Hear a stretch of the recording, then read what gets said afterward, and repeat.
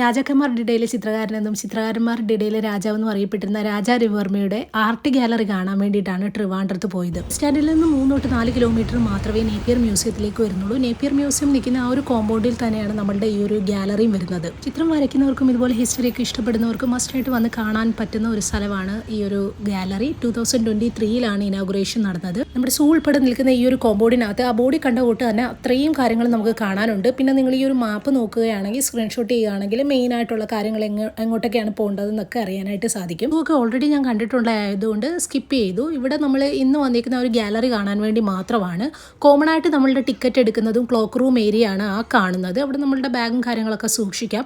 ദൂരെ ആ കാണുന്നതാണ് ശ്രീചിത്ര ആർട്ട് ഗാലറി. നേപ്പിയർ മ്യൂസിയത്തിന്റെ നോർത്ത് സൈഡിലാണ് കേട്ടോ വരുന്നത്. ഈ ഒരു കോമ്പൗണ്ടിൽ തന്നെയാണ് നമ്മുടെ സൂം കാര്യങ്ങളും ഒക്കെ വരുന്നത്. ഫ്രണ്ട് ഗേറ്റിന്റെ സൈഡിലായിട്ട് കാണുന്ന അവിടെ നിന്നാണ് നമ്മൾ ടിക്കറ്റ് എടുക്കുന്നത്. ജസ്റ്റ് 50 റുപ്പീസ് മാത്രമേ ഉള്ളൂ. കിഡ്സിനാണെന്നുണ്ടെങ്കിൽ 20 റുപ്പീസും. നമ്മൾ കയറി ചെല്ലുമ്പോൾ ഇങ്ങനെ ഒരു വീഡിയോ ഡെമോ ആണ് കാണിക്കുന്നത്. അതിൽ അദ്ദേഹത്തിന്റെ ലൈവ് സ്റ്റോറിയാണ് പറയുന്നത്. കിളിമാനൂർ കൊട്ടാരത്തിലെ അദ്ദേഹത്തിന്റെ ചിത്രശാലയാണ് താഴെ കാണിക്കുന്നത്. അതുപോലെ അദ്ദേഹത്തിന്റെ ഒറിജിനൽ ഹാൻഡ് റൈറ്റിംഗും സൈനും ഒക്കെ കാണാം. ഈ കാണുന്ന ഒറിജിനൽ പെയിന്റിംഗ്സ് അല്ല, ജസ്റ്റ് ഒരു മോഡൽ മാത്രമാണ്. ഇതിന്റെ ഒറിജിനൽസ് എവിടെയാണെന്നുള്ളതാണ് താഴെ എഴുതിയിരിക്കുന്നത്. പ്രധാനമായിട്ടും മൈസൂർ, വഡോദര, ഹൈദരാബാദ്, ഡൽഹിയിലൊക്കെ ഇദ്ദേഹത്തിന്റെ കുറേയധികം പോർട്രേറ്റ്സുകൾ വെച്ചിട്ടുണ്ട്.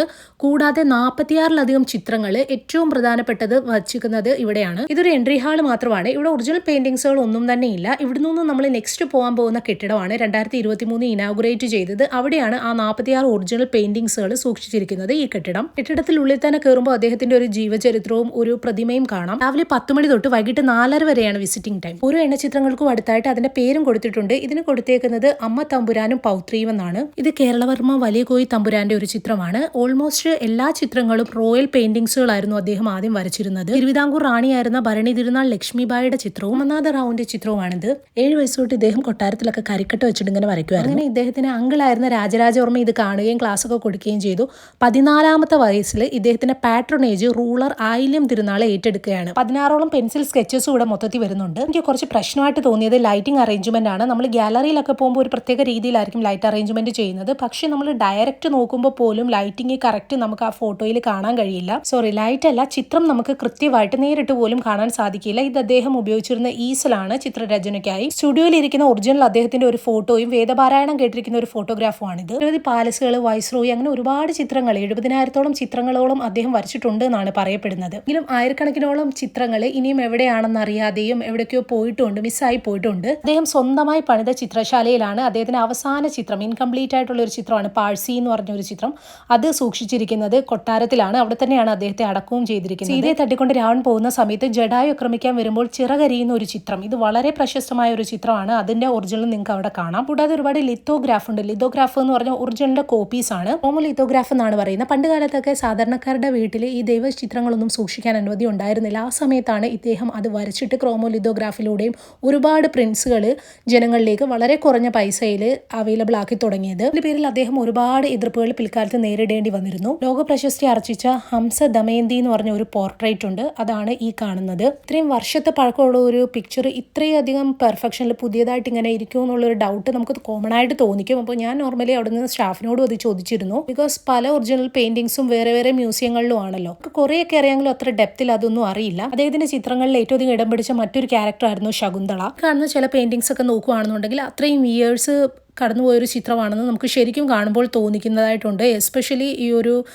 പാൽക്കാരി എന്ന് പറഞ്ഞ ഒരു ചിത്രവും വളരെ ഫേമസ് ആണ്. ആ ഒരു ചിത്രം 12,000 സ്ക്വയർ ഫീറ്റിലാണ് ഈ ഒരു ആർട്ട് ഗാലറി മൊത്തത്തിൽ വരുന്നത്. ഞാൻ ഓൾമോസ്റ്റ് കുറേയധികം ഫോട്ടോസൊക്കെ എടുത്തിട്ടുണ്ടെങ്കിലും നിങ്ങൾക്ക് കംപ്ലീറ്റ് ആയിട്ട് ഈ ഗാലറിയിലുള്ള ചിത്രങ്ങൾ എടുക്കാനായിട്ട് സാധിക്കില്ല. കാരണം അത്രത്തോളം ചിത്രങ്ങൾ ഇവിടെ ഉണ്ട്. ഷാഡോ നിങ്ങൾക്ക് ഈ ഫോട്ടോയിൽ കാണാം. ഇങ്ങനത്തെ ഇഷ്യൂ ഉണ്ടായത് കാരണം പല ആംഗിളിലാണ് ഫോട്ടോസ് എല്ലാം എടുത്തിരിക്കുന്നത്. ഒരു പ്രശസ്തമായിട്ടുള്ള ചിത്രവും നിങ്ങൾക്ക് വളരെയധികം സുപരിചിതമായിരിക്കും. ഇതിന് പല ചിത്രങ്ങളും വേദിക് വേഴ്സസിൽ നിന്നും കഥകളി, ഡാൻസ്, അങ്ങനെ ഒരുപാട് കാര്യങ്ങളിൽ നിന്ന് ഇൻസ്പയർ ചെയ്തിട്ടാണ് വരച്ചിട്ടുള്ളത്. പുരാണ ബുക്കുകളിലൊക്കെ മാത്രം പറഞ്ഞു കേട്ടിരുന്ന ദേവി ദേവ സങ്കല്പങ്ങൾക്ക് യഥാർത്ഥത്തിലെ ചിത്രങ്ങളിലൂടെ ഒരു രൂപം നൽകിയത് ഇദ്ദേഹമാണെന്ന് പറയാം. ഒരു വാളിൽ നിറയെ തൂക്കിയിരിക്കുന്ന ചെറിയ ചെറിയ ചിത്രങ്ങളാണ് ഈ കാണുന്നവയെല്ലാം. വുമൺ ഹോൾഡിംഗ് എ ഫ്രൂട്ട് എന്ന് പറഞ്ഞ അതിപ്രശസ്തമായ ചിത്രമാണിത്. അതേപോലെ നിരവധി സ്കെച്ചസ്, പെൻസിൽ ഡ്രോയിങ്സ് കാണാം. കമ്മീഷൻ അദ്ദേഹത്തെ ആദരിക്കാൻ വേണ്ടി കൊടുത്ത ഒരു സാക്ഷ്യപത്രത്തിന്റെ ഒരു ഫോട്ടോ ആണിത്. കൂടാതെ 1873 മദ്രാസിൽ നിന്നുള്ള ബഹുമതി, 1893 ചിക്കാഗോ ചിത്ര പ്രദർശനശാലയിൽ ഹിയർ കംസ് പപ്പ എന്ന് പറഞ്ഞൊരു അദ്ദേഹത്തിന്റെ ചിത്രം, അതിനും ബഹുമതി കിട്ടിയിരുന്നു. ബട്ട് ഹിയർ കംസ് പപ്പ എന്ന് പറഞ്ഞാൽ വളരെ ഫേമസ് ആയിട്ടുള്ള ആ ഒരു ചിത്രം ഞാൻ എവിടെയെങ്കിലും കണ്ടിരുന്നില്ല. 58 വർഷം പഴക്കമുള്ള ശ്രീചിത്ര ആർട്ട് ഗാലറിയിലെ ആ ഒരു കോമ്പൗണ്ടിലാണ് കേട്ടോ ഇത് വരുന്നത്. അതിനും തൊട്ട് മുകളിലുള്ള ഫ്ലോറിലേക്ക് നമ്മൾ പോവുകയാണെന്നുണ്ടെങ്കിൽ ഇദ്ദേഹത്തിന്റെ ബ്രദർ ആയിരുന്ന സി രാജരാജവർമ്മ, സഹോദരി മംഗളാബായ്, ഇവരുടെയും പ്രശസ്തമായ ചിത്രങ്ങൾ കാണാം. വളരെ ഭംഗിയുള്ള യൂറോപ്യൻ പാഴ്സി ലേഡീസിന്റെയും ഇന്ത്യൻ ലേഡീസിന്റെ ഒക്കെ ഒരുപാട് ചിത്രങ്ങളുണ്ട്. മുമ്പ് പറഞ്ഞതുപോലെ തന്നെ നമ്മൾ നേരിട്ട് നോക്കുകയാണെങ്കിൽ ഭയങ്കരമായിട്ട് ആ ഒരു ലൈറ്റ് അടിക്കുന്ന കാരണം, ഇതേപോലെ ഗ്ലെയറും ഒക്കെ കാരണം നമുക്ക് നേരിട്ട് പോലും കാണാൻ വളരെ ബുദ്ധിമുട്ടാണ് പല ഫോട്ടോസും.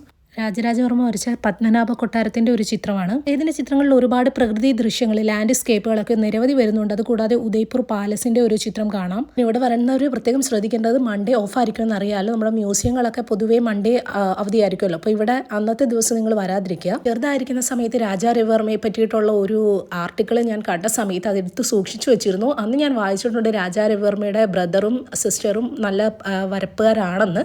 പക്ഷെ ഇവിടെ വന്നിട്ട് ഈ ചിത്രങ്ങൾ കാണുമ്പോഴാണ് എത്രത്തോളം വലിയ ചിത്രകാരായിരുന്നു അവരും എന്ന് എനിക്ക് മനസ്സിലായത്. അപ്പോൾ ഞാൻ കാണിച്ച ചിത്രങ്ങൾ അത്രയും സി രാജരാജവർമ്മ വരച്ചതാണ്. ഇനി കാണിക്കാൻ പോകുന്നത് മംഗളാബായി സിസ്റ്റർ വരച്ച ചിത്രങ്ങളാണ്. ഇത് രാജാരവിവർമ്മയുടെ ഒരു ചിത്രമാണ് മംഗളാബായി വരച്ചത്. ഇത് അനന്തർ ചിത്രം അവർ വരച്ചത്. ഈ കാണുന്ന രാമസ്വാമി നായിഡു വരച്ചതാണ്. ഇദ്ദേഹമാണ് രാജാരവിവർമ്മയെ ആദ്യകാലത്ത് വാട്ടർ പെയിന്റിങ് പഠിപ്പിക്കുന്നതും ലേറ്റർ ഓയിൽ പെയിന്റിങ് പഠിപ്പിക്കാനായിട്ട് റെഫ്യൂസ് ചെയ്യുന്നുണ്ട്.